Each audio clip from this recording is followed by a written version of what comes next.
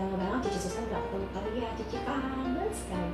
Tapi hari ini Cici gembira sekali karena kita bisa kumpul bersama-sama walaupun di rumah masing-masing. Kita suka cita, hari ini kita bisa memuji Tuhan, kita mau kebaktian. Siapa yang gembira hari ini memuji Tuhan? Siapa yang suka cita memuji Tuhan? Biasanya kalau adik-adik gembira, adik-adik gimana sih nunjukinnya? Bisa teriak hope gitu ya. Tadi yang lompat-lompat kegirangan, tapi tepuk tangan kalau kalian gembira. Nah, kita juga mau memuji Tuhan, kita mau tunjukin ke Tuhan. Kalau kita gembira memuji Tuhan, kita bersama-sama nyanyi. Kalau kau suka hati-hati, kalian ikutin gerakan Jesusan ya. Kalau kau suka hati, tepuk tangan. Kalau kau suka hati, tepuk tangan.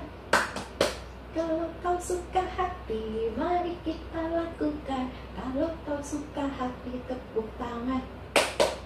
Kalau kau suka hati, injak bumi. Kalau kau suka hati, injak bumi. Kalau kau suka hati, mari kita lakukan. Kalau kau suka hati, injak bumi. Kalau kau suka hati, bilang amin, amin. Kalau kau suka hati, bilang amin, amin. Kalau kau suka hati, mari kita lakukan. Kalau kau suka hati, bilang amin, amin. Kalau kau suka hati, lakukan semua. Amin. Kalau kau suka hati, lakukan semua. Amin. Kalau kau suka hati, mari kita lakukan. Kalau kau suka hati, lakukan semua. Amin. Good job. Sebelum kita lanjutkan, kita berdoa dulu yuk. Tuhan Yesus, kami bersyukur, kami berterima kasih. Tuhan Yesus selalu menjaga kami. Kami bersyukur Tuhan masih memberikan kami kesehatan. Dan kami juga bersyukur, kami bersuka cita kalau hari ini kami boleh kembali berkumpul untuk kebaktian, untuk memuji Tuhan dan untuk mendengarkan firman Tuhan. Biarkan Tuhan yang boleh memimpin kebaktian sekolah minggu kami hari ini. Biarkan juga kami boleh memuji Tuhan dengan penuh sukacita. Terima kasih Tuhan, dalam nama Tuhan Yesus kami sudah berdoa. Amin. Adik masih semangat kan memuji Tuhan? Yuk kita puji kasih Tuhan yang indah dalam hidup kita. Kasih Yesus indah-indah, oh indah. Kasih Yesus indah-indah, oh indah. Lebih indah dari pelangi, lebih indah dari bintang di langit, lebih indah dari bunga di taman. Oh Yesusku, kasih Yesus indah-indah, oh indah. Kasih Yesus indah-indah, oh indah. Lebih indah dari pelangi, lebih indah dari bintang di langit, lebih indah dari bunga di taman. Oh Yesusku.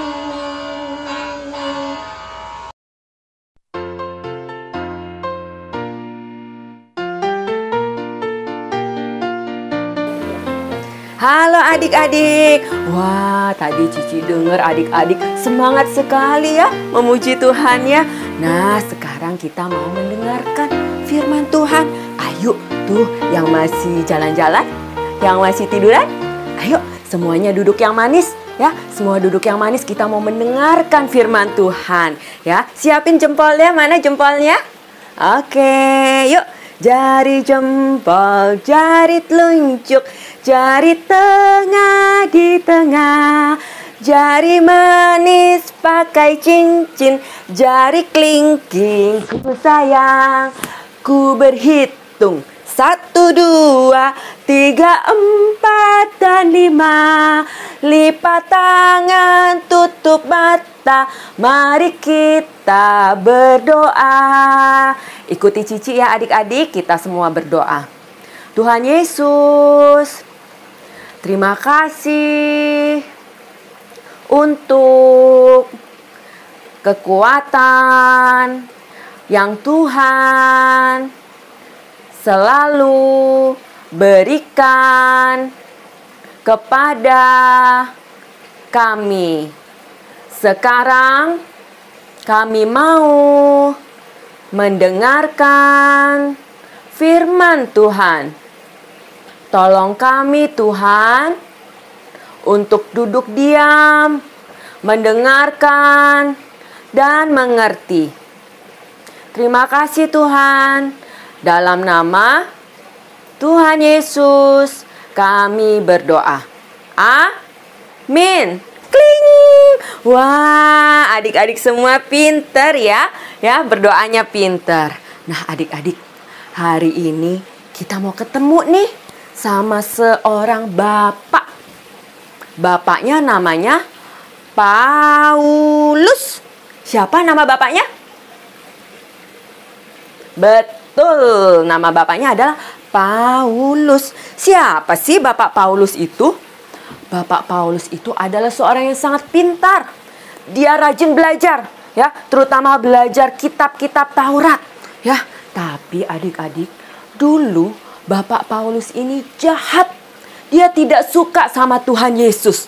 Dia tidak suka sama orang-orang yang mengikut Tuhan Yesus. Karena itu Bapak Paulus, ya, dia mengejar dan menangkap orang-orang yang percaya dan mengikut Tuhan Yesus. Tapi adik-adik, ketika Bapak Paulus ini berjumpa dengan Tuhan Yesus, Bapak Paulus yang tadinya jahat berubah menjadi baik, ya.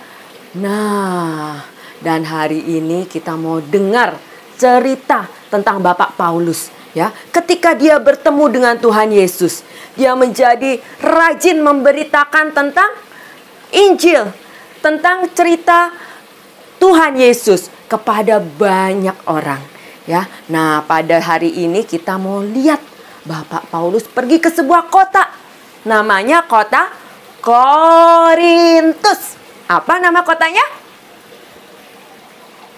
Oke, pintar semua. Bapak Paulus pergi ke kota Korintus. Ngapain dia pergi ke Korintus? Oh, dia di sana mau memberitakan Injil, mau memberitakan tentang Tuhan Yesus kepada banyak orang Korintus yang tidak kenal sama Tuhan Yesus. Ketika dia sampai di Korintus, Bapak Paulus disambut oleh sepasang suami dan istri. Namanya Bapak Aquila dan Ibu Priscilla. Nah, Bapak Aquila dan Ibu Priscilla ini menyambut Bapak Paulus, ya. Dan Bapak Aquila dan Ibu Priscilla ini adalah orang-orang yang sangat baik. Dia suka melayani Tuhan dan dia juga mau melayani Bapak Paulus. Mereka mengajak Paulus untuk tinggal bersama mereka. Dan pekerjaan Bapak Aquila dan Ibu Priscilla adalah membuat tenda, ya, membuat tenda.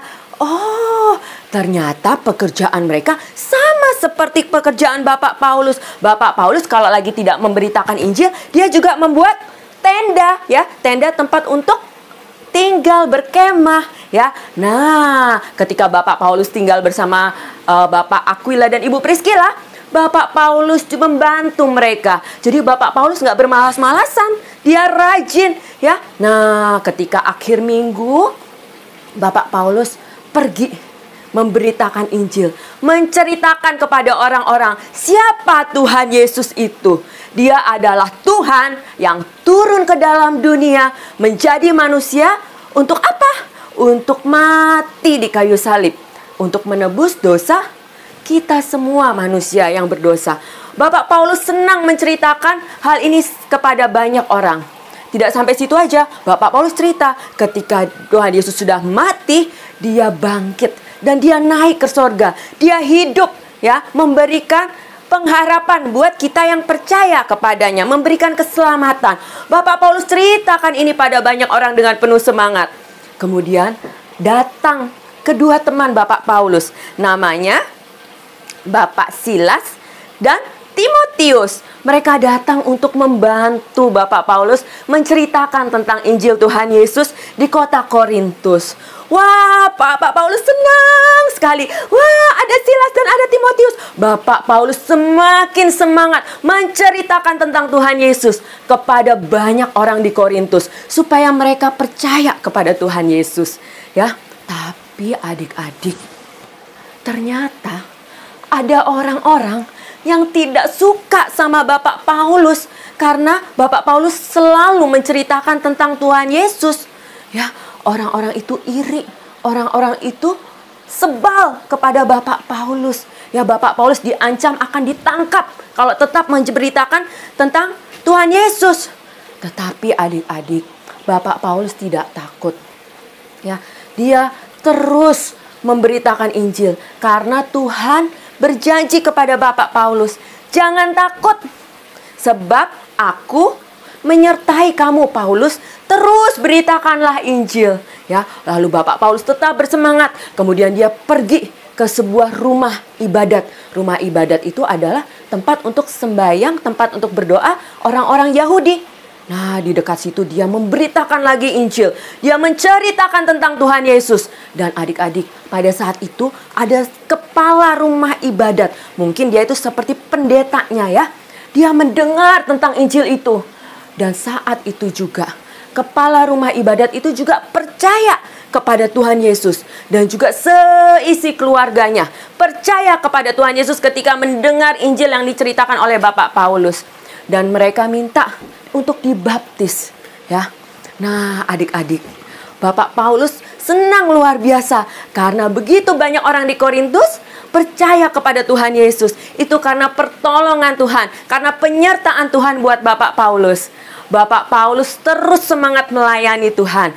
Adik-adik, kita juga mau belajar seperti Bapak Paulus. Ya, Bapak Paulus yang selalu semangat melayani Tuhan. Walaupun dapat ancaman, walaupun ada masalah, tapi tidak membuat dia berhenti untuk melayani Tuhan. Siapa di sini yang mau melayani Tuhan seperti Bapak Paulus? Wah, semua adik-adik mau ya melayani Tuhan? Iya, Cici juga mau melayani Tuhan seperti Bapak Paulus. Ya, nah, tapi gimana Cici caranya untuk melayani Tuhan? Aku kan masih kecil.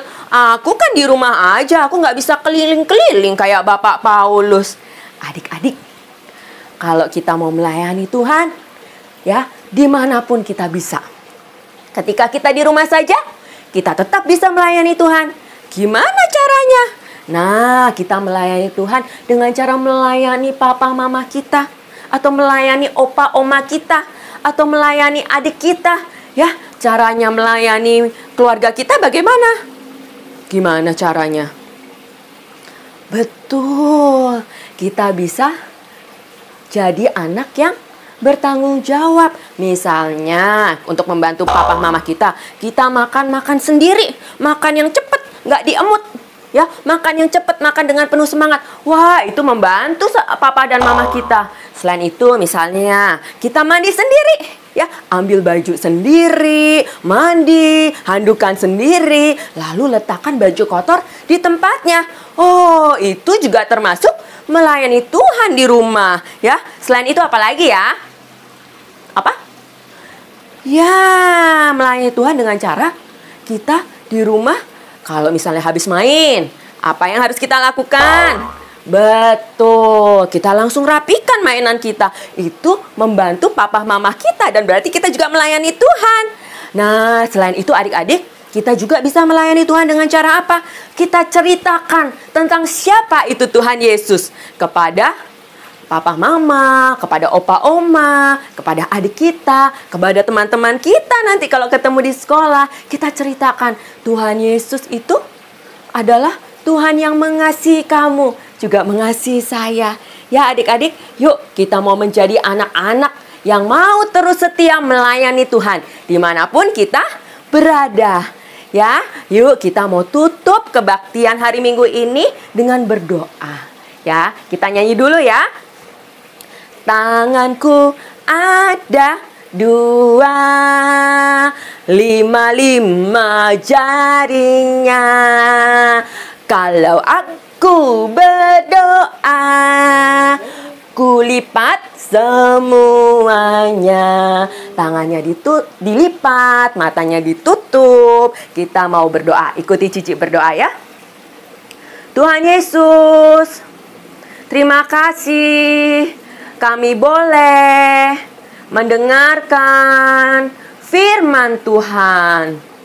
Tolong kami Tuhan, jadi anak yang selalu mencintai Tuhan. Tolong kami Tuhan, jadi anak yang selalu melayani Tuhan. Baik kami di rumah atau dimanapun, kami mau selalu jadi anak-anak yang taat. Terima kasih Tuhan, tolong kami, tolong papa mama, adik kami, keluarga kami, Tuhan yang jaga kesehatan kami. Terima kasih Tuhan, dalam nama Tuhan Yesus kami berdoa. Amin. Kling. Wah, semuanya pintar ya adik-adik. Adik-adik, Cici mau ajak kita untuk menghafal ayat nih ya. Sudah siap menghafal ayat? Ayatnya dari Yeremia 17 ayat 7. Ya. Bunyinya, diberkatilah orang yang mengandalkan Tuhan. Bisa? Sekali lagi ya. Yeremia 17 ayat 7. Diberkatilah orang yang mengandalkan Tuhan. Oke, coba adik-adik sendiri. Yeremia 17 ayat 7.